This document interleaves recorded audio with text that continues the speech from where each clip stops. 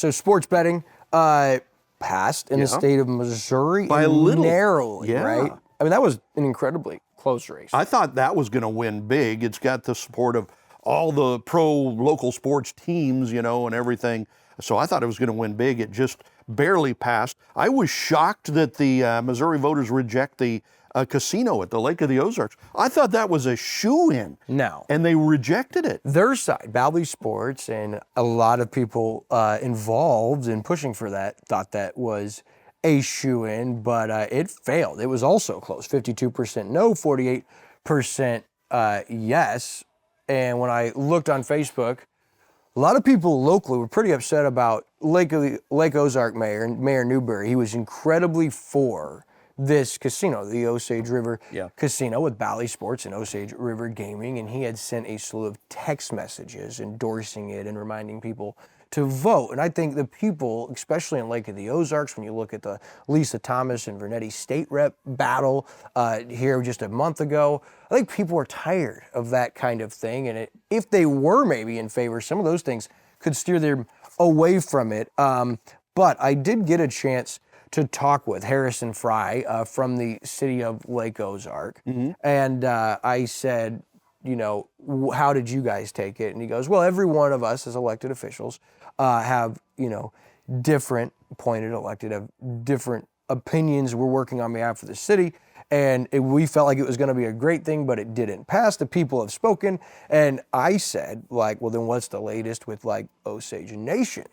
Through the grapevine, the city feels as if the city, the locals kind of feel as if the city's been way more pro Osage River Gaming with Bally Sports than they have been Osage Nation. I mean, that seems to be the case. If you remember, in December of 2023, the Osage Nation was asking for a resolution of support from the city of Lake Ozark. It was a 3-3 deadlock, yes, no, with the 6 aldermen. Mayor Newberry was the deciding no vote not to offer that resolution. And at the time, he cited, and I agree, that there wasn't enough information about just offering a resolution of support without more information from you. Right? We would want more from redevelopment as far as the gift that you're going to give annually and the things of that nature. And so, I mean, that has been 10 months. And so I found out in talking with Harrison Fry, he said, at that point in time, our city attorney sent a letter drafting the requirements, revenue share, redevelopment agreement, and things that we would request to see in order to move forward. We have yet to get that back. And so I kind of pushed back just a little bit at Administrator Fry, and I said, well, you guys, have you been proactive? If you guys just left it sitting? And he says, well, sometimes, Will, when it comes to a big development and they know they're doing it, there's a lot of hoops. We would let the course run itself. And so I also followed up and found out that there may be meetings coming up. This didn't come from Harrison Fry. This came from a developer I spoke with that said, that may be closer to coming back on track than you believe, because in my opinion, did it not look like